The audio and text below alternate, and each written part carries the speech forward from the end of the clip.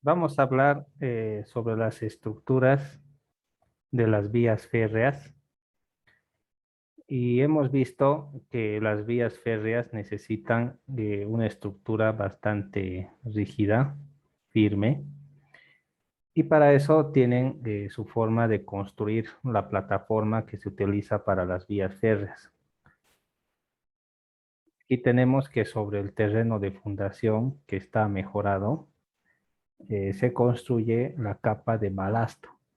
¿Sí? Que es una capa de material pétreo con granometría y también con bastante material fino.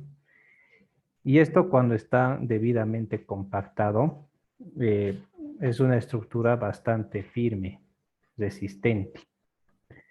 Encima de todo esto viene lo que es el durmiente, que son elementos de madera o podrían ser elementos metálicos capaces de resistir el peso que las rieles soportan. Entonces los vehículos férreos se apoyan sobre las rieles. Estas rieles transmiten la carga al durmiente y del durmiente al balasto. Y finalmente el terreno de fundación puede recibir todas las cargas distribuidas uniformemente. Y la idea de todo este proceso es de que no exista ningún tipo de asentamiento. Bien, vamos a hablar un poco acerca del balasto. Es una capa de piedra partida. Eh, a la piedra partida se lo llama chancado. Ahora, imagínense esto, ¿qué diferencia o qué ventaja tiene el material chancado a diferencia del material liso? ¿Cuál sería la diferencia entre el chancado y el material liso?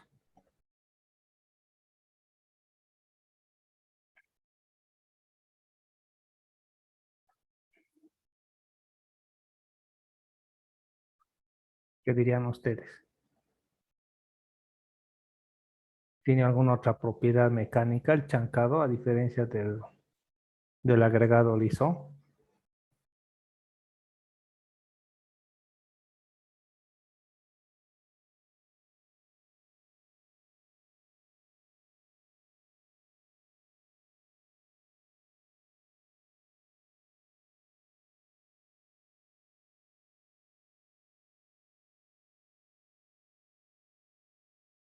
A ver, ¿en qué consiste el material chancado? Empecemos de ahí.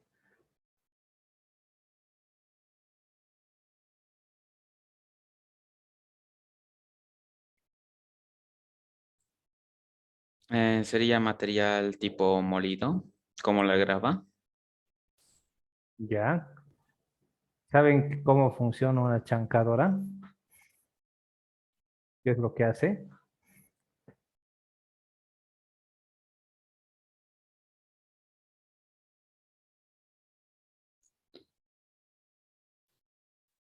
Piedra triturada debe ser, ¿no dije?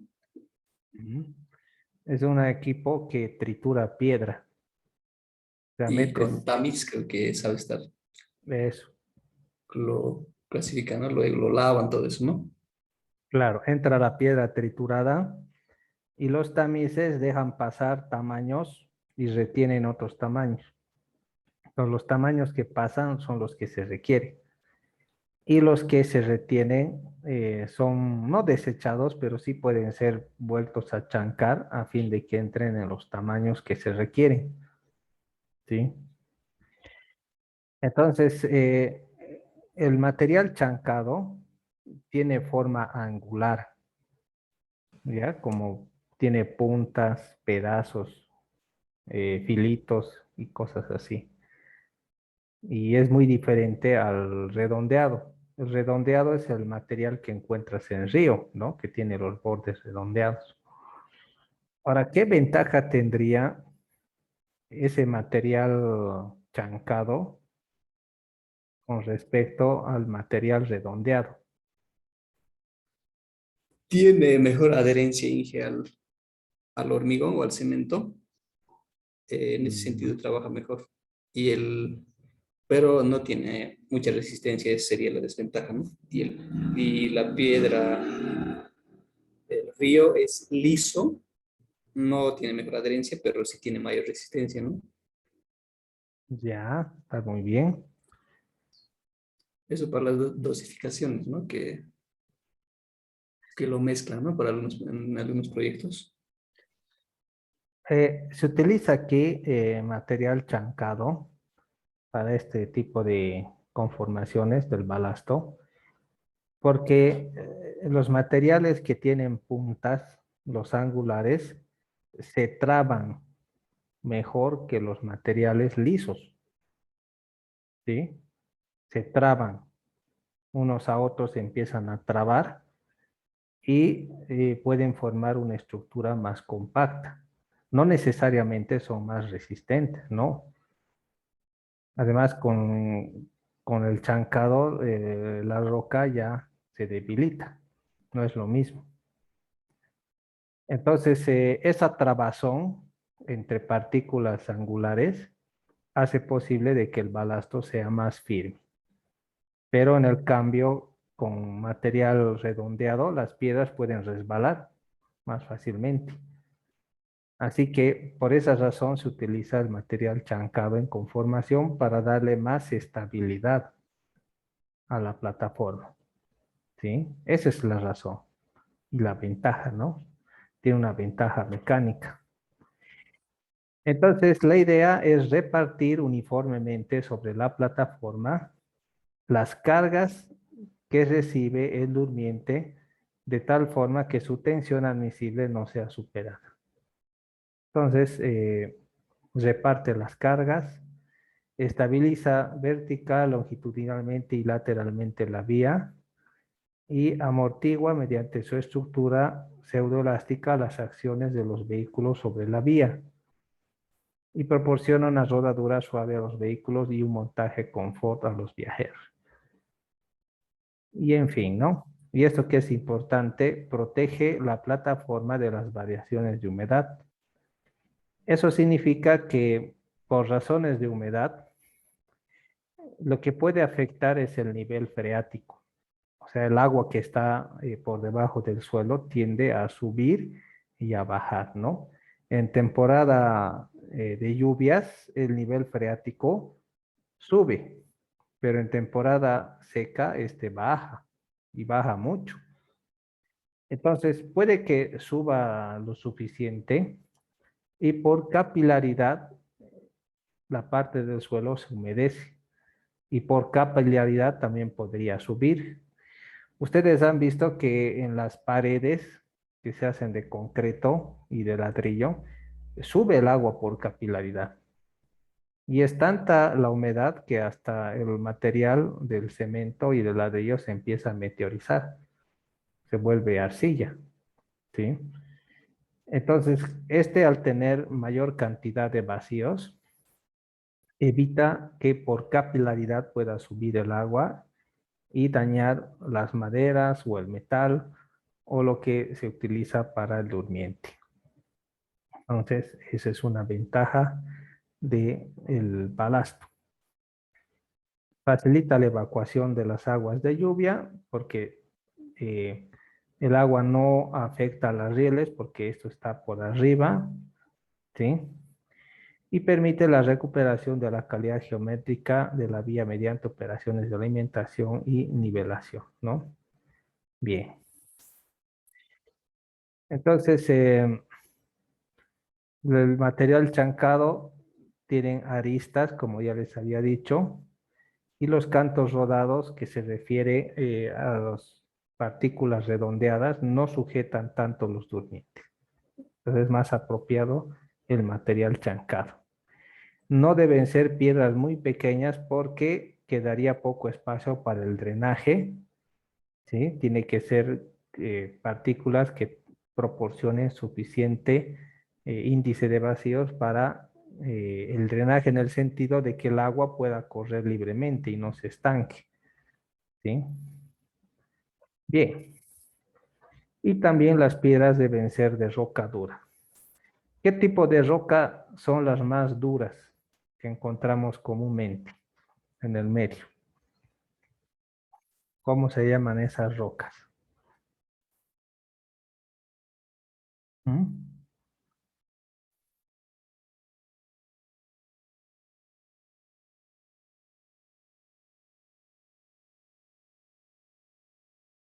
Miren, aquí está el porfirio, basalto, cuarcita, caliza y granito. ¿Qué tipo de rocas son estas?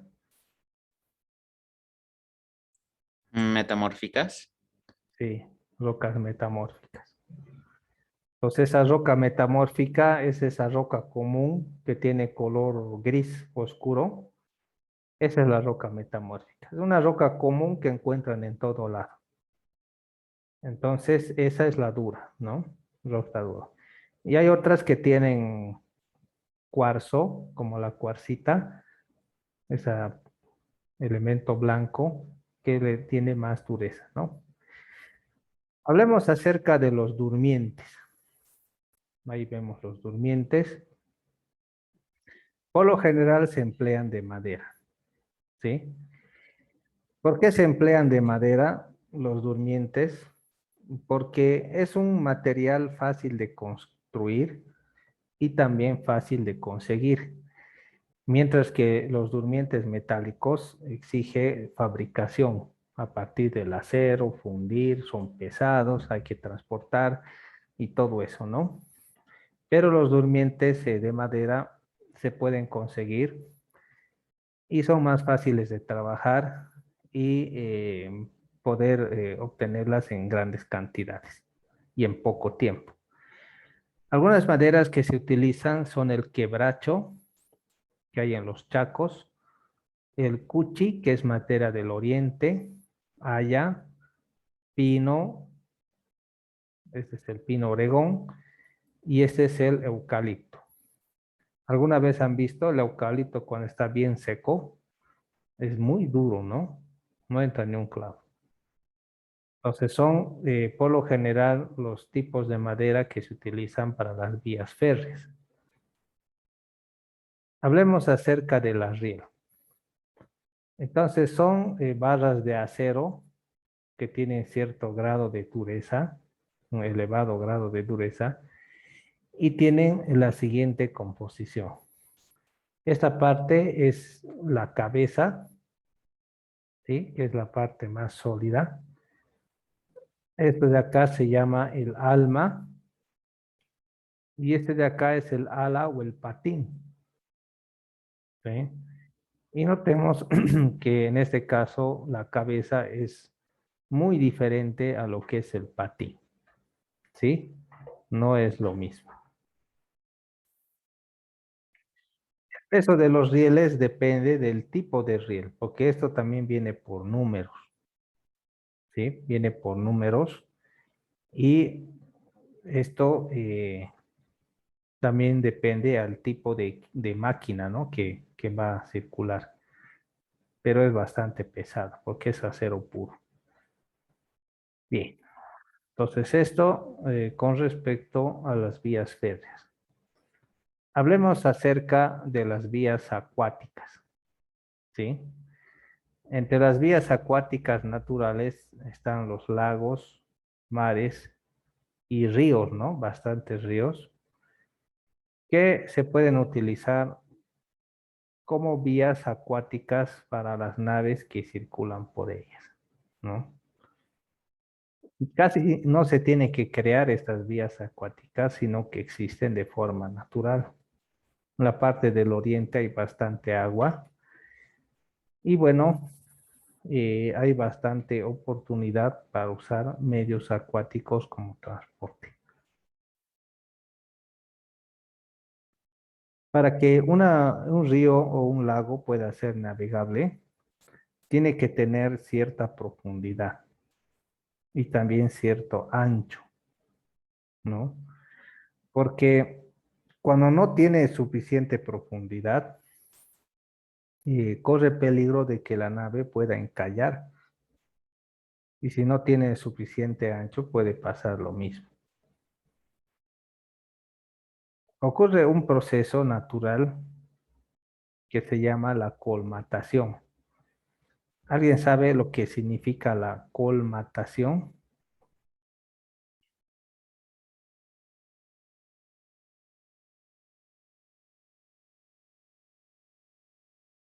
Les voy a explicar lo que es colmatación.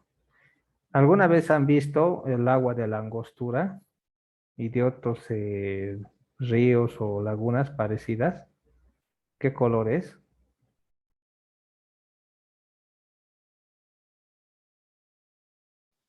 Medio café, medio sucio, medio café con leche. Mm. ¿Por qué será así el agua de la Angostura?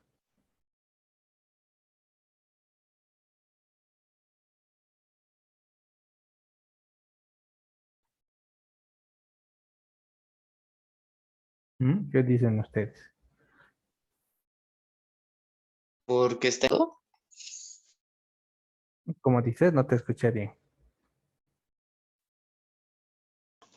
Y creo que es porque está encesado, porque no fluye como un río, ¿no? Es un lago no encesado y No, no puede fluir. no. Cuando cae del cielo la lluvia, no es ese color, ¿no? Entonces, ¿dónde adquiere ese color?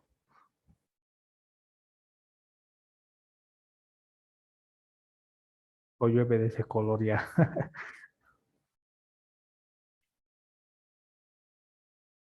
¿Dónde adquiere ese color?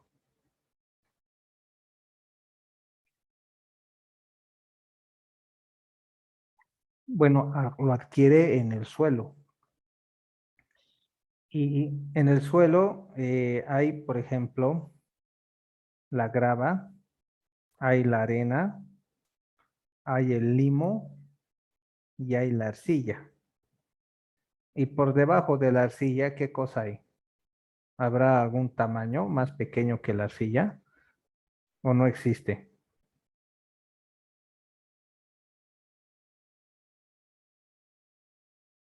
¿Qué creen ustedes?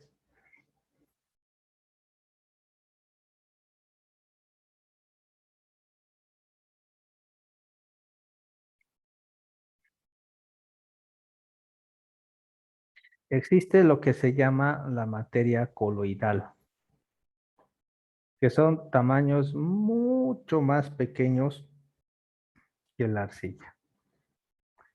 Entonces, el agua cuando circula por las cuencas, esas cuencas alimentan pequeños riachuelos o arroyos que todos desembocan en un río que va directo a la Angostura. Entonces, como el Valle Alto es un lugar de mucho limo y arcilla, más arcilla que limo, entonces el agua va arrastrando lo que es la materia coloidal. Y la materia coloidal son esas partículas muy pequeñas de arcilla o de materia coloidal que se encuentran mezcladas en el agua. Y como son tan pequeñas y livianas, tardan mucho tiempo en poder asentarse. Entonces, ¿a dónde voy con esto? Que los ríos que tienen el agua turbia están transportando materia coloidal que se va depositando en el fondo del río a medida que el agua avanza. Entonces, con el paso de los años, siglos incluso, o décadas, esa materia coloidal se va acumulando. Y el río va haciéndolo con menor profundidad y haciéndolo un poco más ancho. ¿Sí? Entonces, llega un momento donde se tiene que efectuar un proceso de dragado. ¿Qué entienden ustedes por el trabajo del dragado? ¿Qué es hacer el dragado?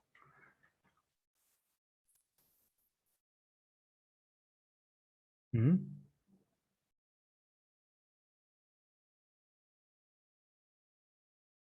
¿Qué es el dragado? Es el proceso de limpieza de un cuerpo de agua, creo. Ahí con maquinaria. Sacan lodo, ¿no? ¿sí? Sacan lodo del fondo del río a fin de que el río pueda recuperar su profundidad, o una laguna, ¿no? A esto se refiere el dragado. Se puede hacer con maquinaria pesada o se lo puede hacer por succión en base a bombas de vacío, o se pueden utilizar otro tipo de técnicas donde incluye la velocidad del agua a fin de poder dragar el río. Eso se refiere que si el río tiene cierta velocidad, se puede crear un canal en medio del río donde está la parte que se quiere dragar y el mismo río con su misma velocidad puede empezar a socavar la parte que necesitamos, ¿sí? Entonces se puede hacer el dragado de diferentes formas, por excavación, por succión o por la misma velocidad de flujo del río, ¿no? Entonces, si un río no es suficientemente profundo o ancho y solamente son algunas partes, se puede realizar este proceso de dragado a fin de lograr de que el río pueda tener la profundidad adecuada como para que pueda servir para transportar vehículos que se mueven a través del agua. ¿Sí? Bien. Hay requisitos significativos para el desarrollo de embalses, ¿no? Se debe prever el paso del torrente sin aumentar la altura del nivel del agua embalsada. Y no se debe construir el transporte del sedimento entregado por las corrientes tributarias, ¿sí? Entonces, cuando habla de este sedimento, se refiere al agua turbia, ¿sí? Esa agua turbia está cargada de materia coloidal en suspensión y cuando va a la laguna o al lago, esta empieza a pararse y esa materia coloidal con el tiempo se empieza a asentar. Y eso hace de que el lago o el río pierda de altura o profundidad. Y si es demasiado lo que ha pasado, entonces se tiene que tragar, ¿no? Bien. Hablemos de los sistemas del futuro. Bueno, hay la necesidad de sistemas mejorados para la transportación, ¿sí? Pero cuando hablamos de sistemas del futuro, se los hace pensando en un aumento de la velocidad y del tiempo de recorrido y orientado especialmente al traslado de personas. Y podríamos hablar de que cada vez se requieren este tipo de servicios porque la población siempre está en incremento, ¿sí? Entonces, un factor clave es la alta velocidad. Entonces, la gente necesita moverse rápido, viajar a otras ciudades rápido, porque tiene asuntos económicos que tratar. Así que un problema, aunque el avión es rápido, pero un problema es la demora. Por lo menos uno tiene que estar entre 2 horas esperando en un aeropuerto para poder viajar. Entonces es bastante el tiempo, ¿no? Con el arribo, con el despegue y todo el proceso de lo que implica subir o bajarse de un avión, hace que se tarde mucho tiempo en viajar. Puede que el viaje no dure tanto como lo que dura la espera y el proceso de registrarse y salir de un aeropuerto, ¿sí? Así de que se requieren otro tipo de servicios de mayor velocidad para cubrir las crecientes demandas. También se han utilizado automóviles y camiones, pero cada vez más veloces. Pero el problema es de que estos suelen contaminar los aires. Entonces, hasta el transporte acuático contamina el agua. Entonces, la idea es de que existan sistemas de transporte que no signifiquen ningún tipo de contaminación, ¿sí? Para eso se necesita planificación e investigación para poder satisfacer esas demandas de este tiempo. ¿Sí? Fíjense, habla de un retraso de 10 o 20 años para que un nuevo concepto de transporte pueda lograr su realización productiva. Es decir, que desde que uno ha tenido la idea, podrían pasar unos 20 años para que esta idea podría ser materializada, si es apropiada, ¿no? La gente quiere velocidad, ¿sí? Ustedes mismos, ¿no? Necesitan velocidad. Imagínense que se suben a un micro o a un taxi o un taxi trufi o cosa parecida, donde el conductor sea una persona mayor que camine con mucha precaución, ¿no? Lento y muy cuidadoso con su auto y con las leyes de tránsito, ¿no? Los hace atrasar, ¿no? Pues ustedes necesitan velocidad. Entonces, si el conductor es veloz y les hace llegar rápido, es una maravilla, ¿no? Lo mejor que te pasó en el día. También tiene que ser accesible, ¿sí? O sea que tiene que dar servicio a todas las personas posibles. También tiene que tener un uso adecuado del suelo. Es decir, de que no tiene que afectar mucho lo que es las áreas verdes, los lugares que se han reservado como eh, resguardos de la vegetación o la naturaleza, y tampoco es que se tenga que afectar la vivienda y la privacidad de otras personas, ¿no? Porque tienen que ceder, algunos no quieren, otros quieren y demás. Para eso surgen una gran cantidad de alternativas de transporte que pretenden mejorar las cosas a corto plazo. ¿Sí? Bien. Luego también se ha mejorado con el tiempo el transporte sobre rieles. ¿Sí? Eso vamos a ver más adelante. Y también con respecto al transporte de carreteras, cada vez se sigue mejorando. Y ni qué decir del transporte aéreo. Entonces, las aeronaves que circulan los cielos ya tienen mucha más tecnología que antes. Si hablamos de mejoras a largo plazo, lo que hemos hablado antes era a corto plazo, entonces lo que se busca siempre es mejorar la velocidad y que ocupe un espacio reducido. Cuando hablamos de un servicio rápido, podríamos hablar de diferentes niveles de velocidad y capacidad. Entonces uno podría pensar en un aeropuerto o una instalación adecuada donde se pueda dar uso a estos medios de transporte mucho más rápido. ¿Sí? Bien. Sistemas de transporte de carga. Conforme va pasando el tiempo, también este asunto de los cargamentos va incrementándose, no disminuye.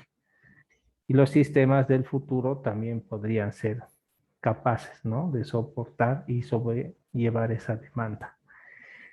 Se habla del transporte de alta velocidad, que puede viajar hasta 480 kilómetros por hora, y la idea es de que la gente pueda moverse rápido, ¿sí? Llegar de una terminal a otra. Bien, ahora vamos a ver algo que nos habla del futuro, ¿sí? A ver dónde está.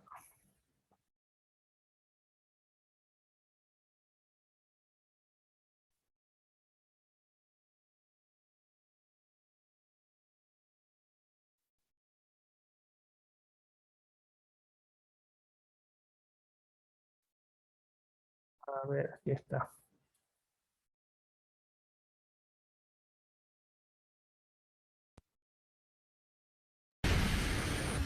¿Está la respuesta en los océanos? En el futuro podremos meternos dentro de un delfín impulsado con energía. Los barcos volarán. Y podremos navegar hasta nuestra propia isla privada.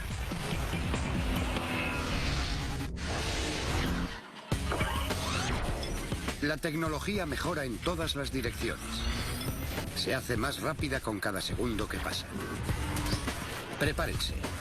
El futuro está más cerca de lo que se imaginan. El mundo del mañana, naves del futuro. El agua es el enemigo de la velocidad. Y la velocidad es lo que el futuro necesita. La fuerza del agua ralentiza a los viajeros, por eso se escogen coches rápidos y aviones en vez de viajar por el agua. Pero los barcos del futuro se moverán a una velocidad impresionante y, de nuevo, el mar nos llevará a donde queramos ir. Esto empieza con el Sea Phantom, un vehículo radical que aplica la velocidad del aire a los viajes por mar.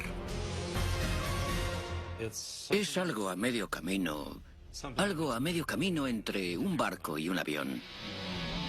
Imagínense ir de Seattle a Los Ángeles en un barco de alta velocidad. Sin aeropuertos, sin atascos, solo mar abierto a 150 kilómetros por hora confortablemente. Existe un vacío tecnológico en el agua de los 80 a los 240 kilómetros por hora. El vacío aún existe hoy porque los barcos que pueden transportar muchos pasajeros no se pueden mover lo suficientemente rápido para satisfacer al viajero medio. Hay barcos baratos y lentos y aviones rápidos pero caros. ¿Podrá este ferry veloz llenar ese vacío? ¿Y si un ferry se pudiese mover lo bastante rápido, podría aguantar el empuje de las olas? Chocar contra una ola de 3 metros a 150 kilómetros por hora generaría una deceleración de entre 20 y 40 Gs. Eso es 5 veces la fuerza de una nave espacial durante el despegue. Cuando el Sea Phantom impacta con las olas a 150 kilómetros por hora, no experimenta las mismas fuerzas G que sufriría un barco normal.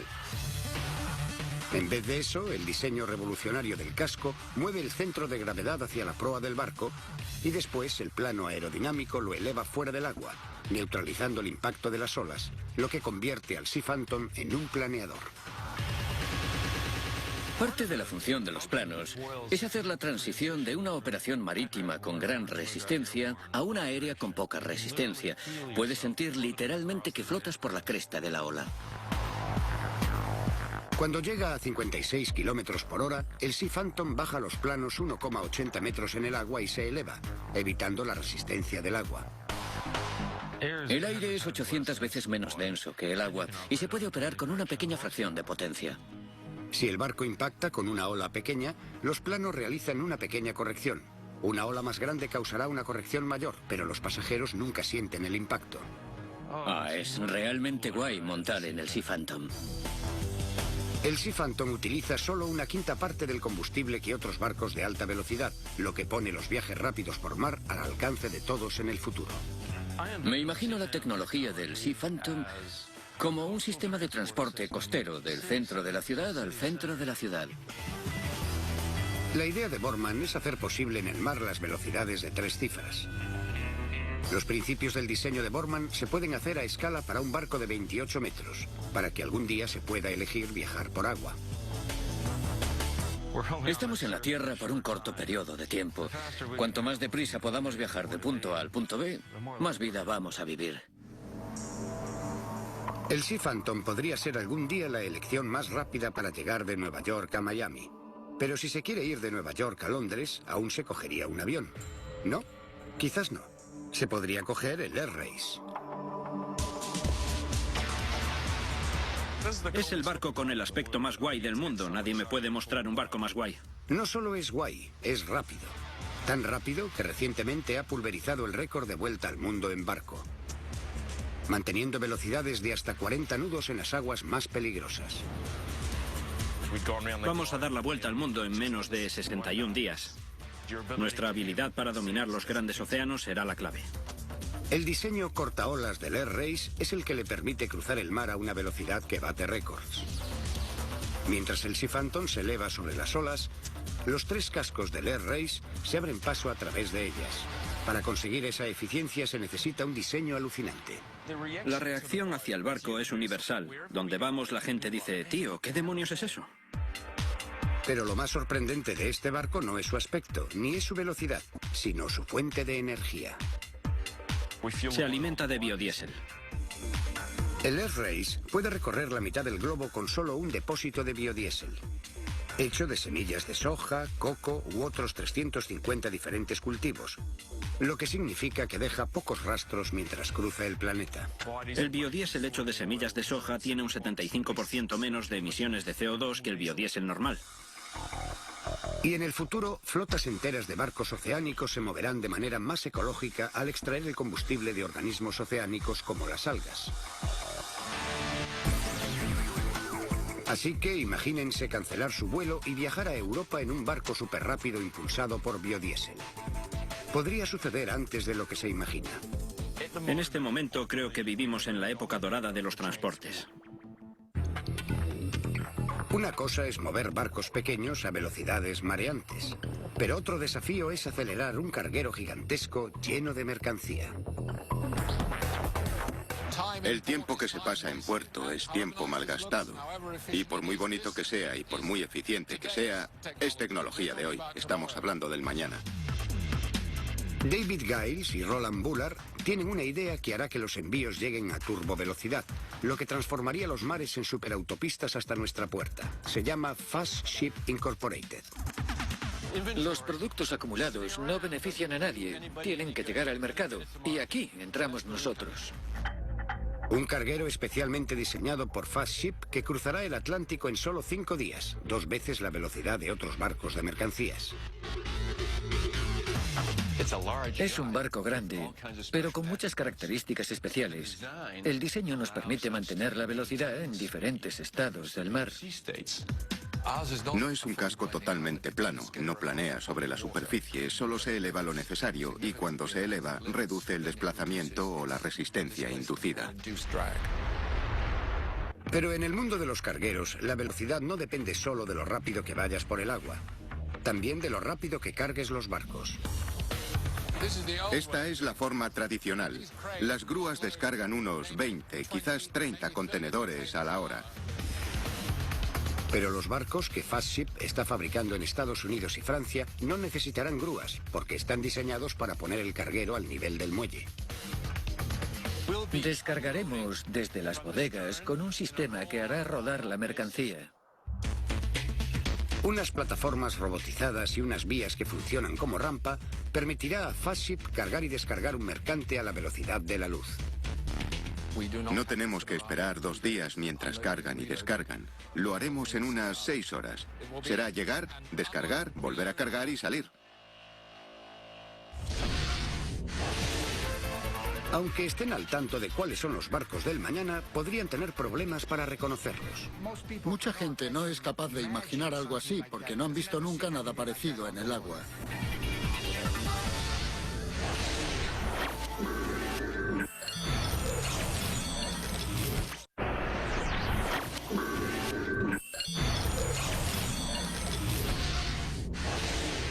¿Ustedes creen saber qué aspecto tiene un barco? Bueno, piénsenlo de nuevo. Los diseñadores visionarios están reimaginando el concepto de cómo son los barcos y de cómo cambiarán nuestras vidas. No soy futurista, soy ingeniero experimental. En realidad esto es lo más revolucionario que he hecho nunca. ¿Es el hijo nacido de un bicho acuático y un alienígena? ¿O es quizás el barco del futuro? Mucha gente no es capaz de imaginar algo así porque nunca han visto nada parecido en el agua. Le llaman Proteus. Hacen todo tipo de comentarios. Creen que es un Klingon, un ave de presa o un insecto, una araña. Puede tener un aspecto peculiar, pero Proteus es un barco serio y polifacético. Cambiando su forma, puede pasar de embarcación de recreo a vehículo de vigilancia o laboratorio científico en un abrir y cerrar de ojos. Proteus era el dios del mar en la mitología griega, capaz de asumir muchas formas. El plan de construcción modular de Conti permite a este barco hacer lo mismo. La carga útil, que va suspendida en medio del barco, es la clave. Puede contener un laboratorio de investigación, una plataforma de buceo o incluso otra embarcación. Los módulos se pueden intercambiar y se puede tener un barco completamente nuevo, como un transformer gigante. Una de las características de este tipo de tecnología es que te permite cambiar su uso con mucha rapidez. Y si algún usuario necesita otras operaciones diferentes, es perfecto. Si cabe en esta superficie, podemos hacer lo que el cliente quiera. Y esa es una de las maravillas de este diseño, que tiene muchas aplicaciones distintas. Durante siglos, los barcos normales han luchado contra las olas, pero este barco experimental está fabricado para montarlas. El Proteus juega con las olas. Es una manera de describirlo. Al principio, cuando tuve esta idea, en realidad estaba pensando en bailar con las olas. Proteus es un WAM-V, un barco modular adaptable a las olas, y su forma extraña es lo que hace que se zarandee más que saltar. Es como montar en el metro de Nueva York. Es como este movimiento, así, cuando te estás moviendo más en un plano horizontal que elevándote o rodando, que es lo que pasa normalmente en un barco monocasco.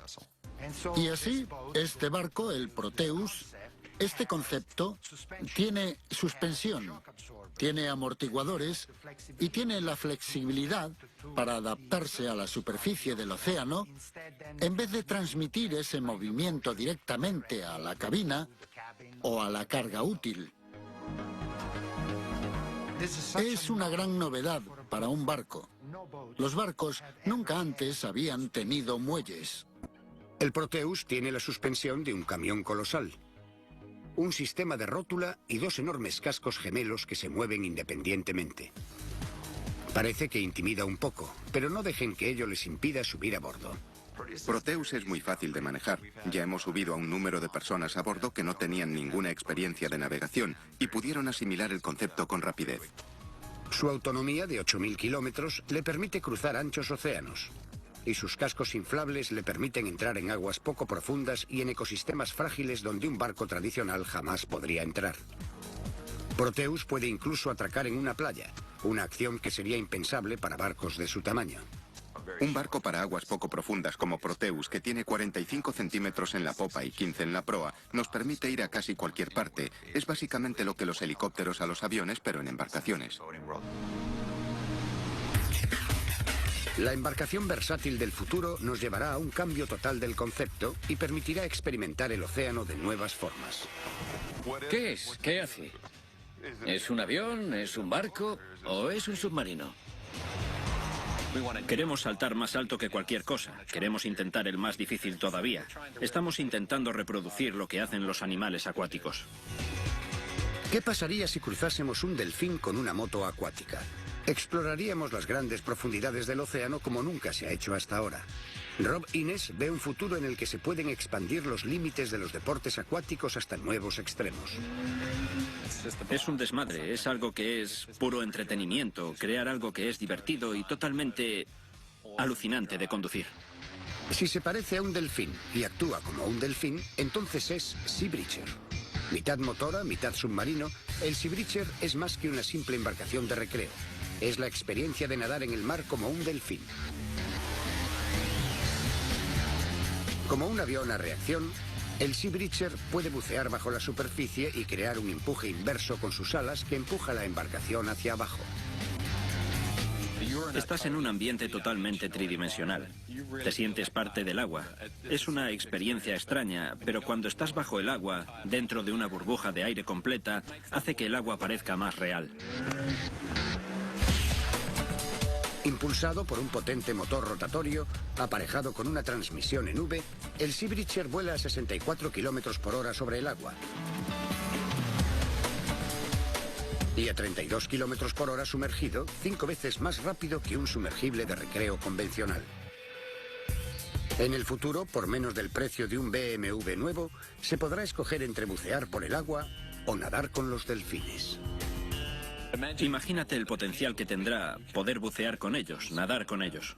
E incluso aprender algunos de sus trucos. Esa mediación entre los dos ambientes es algo que los delfines han estado explorando desde hace mucho tiempo. Podría ser capaz de bajar con ellos 6, 9 metros o más abajo. Ahora estamos limitados en términos de profundidad y duración, pero lo que los delfines son capaces de hacer, ya sea solos o en manada, ¿quién puede igualar eso? A veces cuando giras sobre ti mismo 2 o 3 veces seguidas, es una cosa bonita ver tu mundo patas arriba. Estás medio metido en el agua y medio en el aire. Saltas todo lo alto que puedes y buceas lo más profundo que puedes. Estás a merced de los elementos cuando haces eso. La función última de un barco tan deportista es competir. Imagínense las puntuaciones de los Sea Breachers compitiendo en enormes estadios oceánicos. Piensen, el motocross del mar.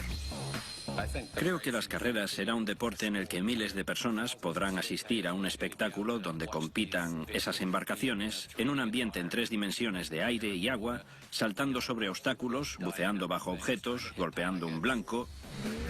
Obviamente habrá accidentes que entretengan a la multitud, pero lo vemos, tiene un enorme potencial como deporte. Obviamente tiene otras aplicaciones. Los podemos utilizar para salir de islas y yates. El cielo es el límite.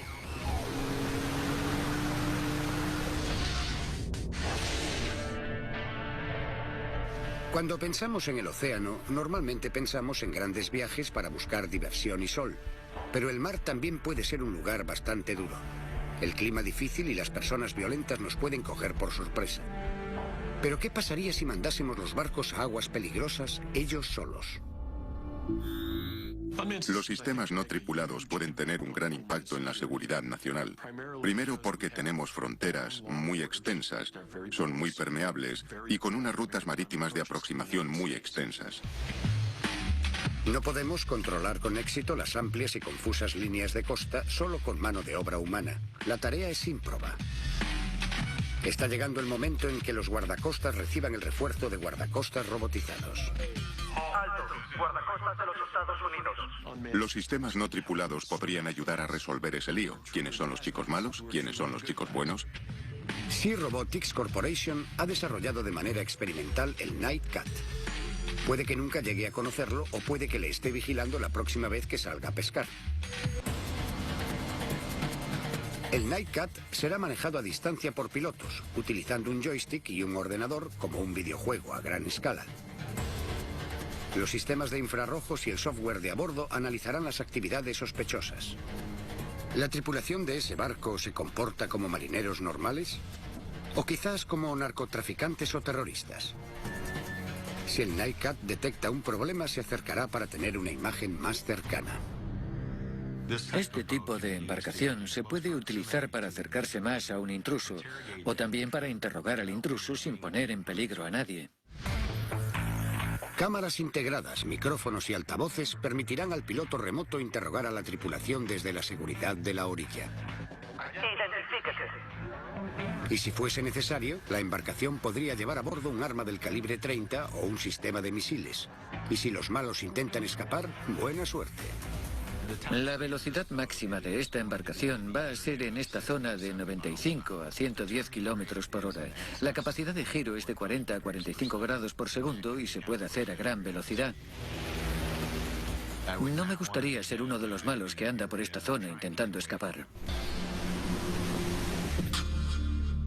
Tratar con criminales y amenazas furtivas en la costa es una cosa, pero a veces el peligro acecha bajo la superficie. Imaginen que se pudiesen encontrar minas sin tener que enviar personas al campo de minas y que se pudiesen no solo encontrar, sino también identificar y destruir. Este es el vehículo multimisión de Lockheed Martin. Un pequeño y discreto robot oceánico que ayuda a proteger los barcos de guerra y submarinos identificando las amenazas bajo las olas. Cargarán en el vehículo la misión que en definitiva lo enviará a la zona de peligro. Una vez liberado en el océano, el RMMV barrerá sistemáticamente el agua en busca de minas o submarinos hostiles y alertará a la nave nodriza de cualquier amenaza. La nave mide 7 metros y pesa 5.400 kilos. Pero su propulsor es virtualmente silencioso y no produce ninguna señal acústica. Lo he visto ir por el agua a 12 nudos en un día de mar calma y apenas deja una marca en la superficie del agua. Es increíble. Corta el agua como un cuchillo corta la mantequilla. En el futuro, esos vehículos trabajarán coordinados con vehículos aéreos no tripulados y vehículos submarinos no tripulados. Las posibilidades del RMMV aún están tomando forma y los beneficios potenciales son obvios. Para mí lo más interesante fue cuando tuvimos aquí a los chicos de los antiminas. Era el primer grupo que venía a entrenar. Un chico se volvió hacia otro marinero y le dijo, ¿sabes cuál ha sido la mejor parte del día de hoy? Y el otro le dijo, no, ¿cuál fue? Que no hemos estado en el campo de minas. El RMMV y el Nightcat siguen controlados por operadores humanos. Pero es inevitable que los avances en inteligencia artificial permitan que esas embarcaciones autónomas tomen decisiones por sí mismas. Da miedo pensar en eso, pero también es emocionante pensar en qué sucederá en las guerras o en la sociedad cuando los robots tomen decisiones de manera independiente. Una flota naval robotizada cambiaría los mares para siempre. Y los barcos no tripulados podrían ayudar a cambiar algo más: el clima. Prever la trayectoria y la intensidad de los huracanes es crucial. Pero para prever los huracanes hay que medirlos. Y ese no es trabajo para personas. El tipo de datos que los investigadores de huracanes necesitan es el punto de contacto del aire en el océano. Es la temperatura del agua en la superficie, ligeramente por debajo de la superficie, y el tipo de datos que recogen las aeronaves y los satélites. Estos son los datos que querrías que un barco recogiese, pero tendrías problemas para encontrar a personas que hagan eso por razones obvias. Pero un vehículo no tripulado podría ser de gran ayuda. Payne Kilburn es el director de Unmanned Ocean Vehicles Corporation. Su barco navegará directo hacia el ojo del huracán. El barco va sin tripulación y es completamente autónomo. Se despliega solo y permanece en el mar durante un tiempo. Cuando la gente ve el barco por primera vez, su primera reacción es pequeño. Y la segunda es solo una barca. Bueno, el rover de Marte es solo un todoterreno, pero es un todoterreno de alta tecnología y esto es una barca de alta tecnología. Con su casco hermético, su ala vertical rígida, que es más resistente que cualquier vela tradicional, y su diseño autodirigible, esto es lo último en barcos antitormenta. Nuestra principal preocupación a la hora del diseño es la supervivencia y la resistencia del vehículo. Porque va a operar durante 1 o 2 años en el mar. Tendrá que sobrevivir a muchas cosas. El Bee-Bomber es un carroñero de la energía, lo que significa que toma toda la energía que necesita del viento, la energía solar y la de las olas. En teoría, podría estar de misión indefinidamente. Nos olvidamos que hasta hace 100 años la humanidad utilizaba la energía del océano, principalmente el viento, para llevar a cabo el comercio mundial, para luchar en guerras. Nos hemos olvidado de eso, pero el viento aún sigue soplando. No es solo la energía eólica la que impulsa este barco. La cubierta y la vela rígida están cubiertas de células fotovoltaicas y se pueden recargar las baterías sin ni siquiera ir a casa. Imagínense el valor de los datos científicos que una flota de esos barcos antitormenta podría recoger, llegando a donde nadie podría llegar. Saldrían a navegar por la inmensidad del océano y mandarían los datos nuevos a los científicos que estarían en casa. Una vez que hayamos explorado de verdad los océanos y lleguemos al conocimiento profundo que tenemos de las tierras del planeta, empezaremos a entender las cosas en mayor medida y de alguna manera eso ayudará a toda la humanidad. ¿Puede un carguero de 250 metros con capacidad para transportar 10.000 automóviles ser un vehículo de cero emisiones?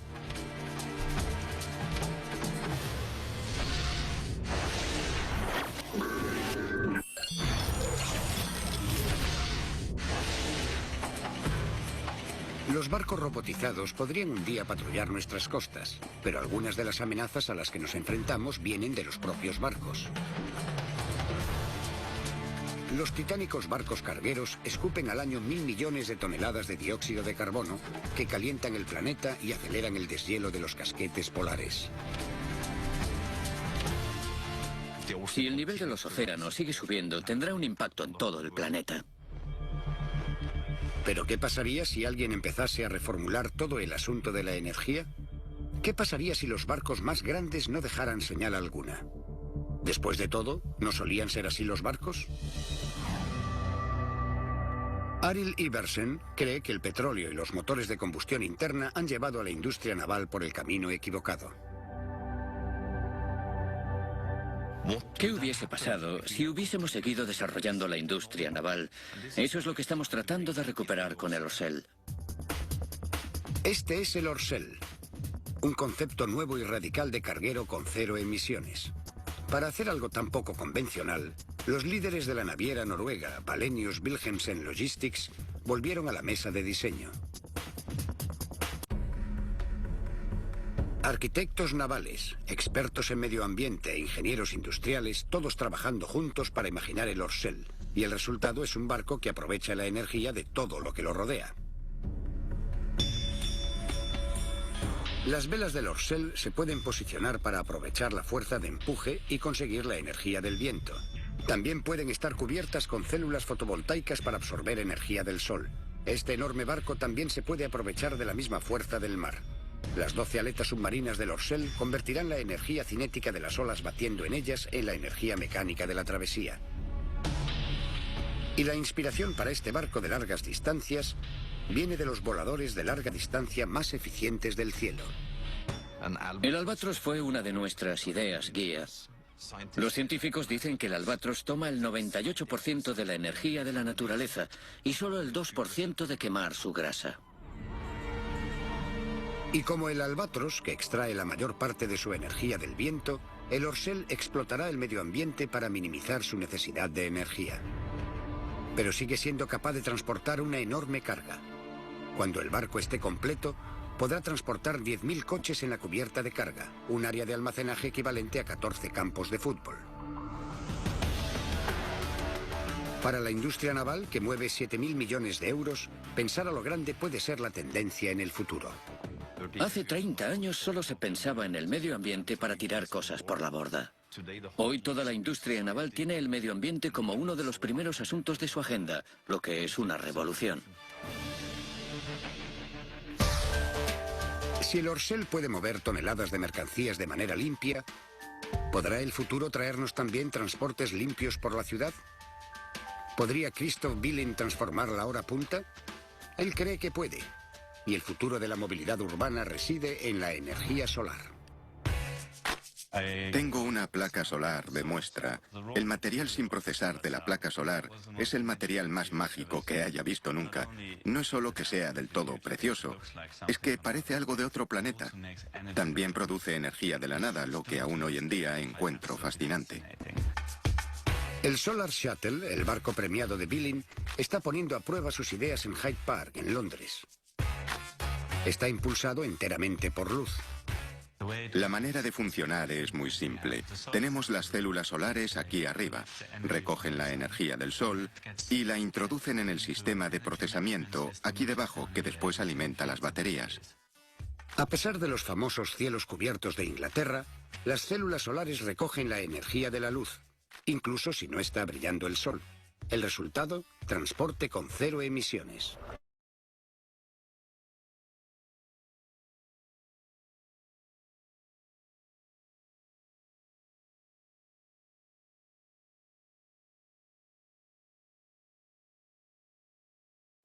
Bien, ahora ya nos toca el cuestionario 4 para la siguiente evaluación y vamos a ver el capítulo 5. Saquemos una evidencia, por favor, para cerrar.